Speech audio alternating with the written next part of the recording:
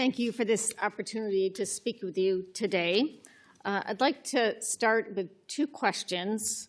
One, as was raised earlier, is why is New York State 50th in the nation for timely delivery of early intervention services? In fact, it's 56th if you include the U.S. territories. Second, what can you do about it? So the answer to the first question is that infants and toddlers with developmental delays and disabilities in need of therapy and services to gain the skills that we all look for in our own children, our grandchildren, our nieces and nephews. But when they're deemed in need of those services, there's no one available. They undergo an evaluation, a therapy plan is developed, and yet there is no provider. And the reason, again, as stated earlier, is that physical therapists, occupational therapists, nutritional specialists, teachers of the deaf and blind are leaving because they can't afford their mortgage payments and their student loan payments and their groceries and all that their own families need.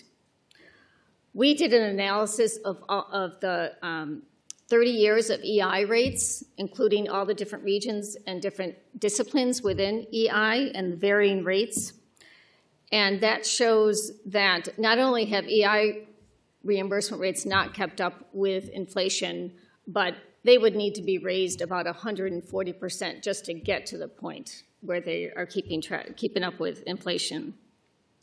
So this is not news. Those of you who have been on this committee for a while have heard us talk about this before. And as the budget cycles come and go, families and providers are really losing hope of any change.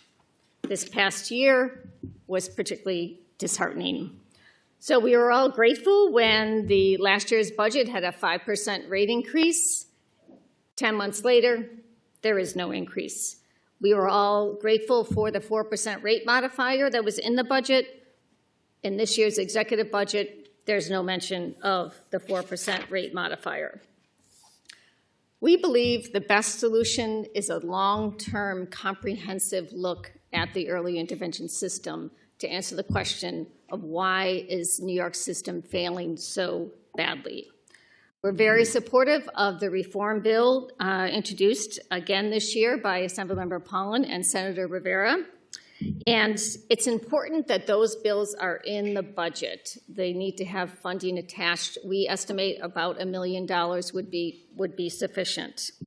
So I ask you to support that bill. I ask you to support the kids and families who have been waiting a long time. Thank you.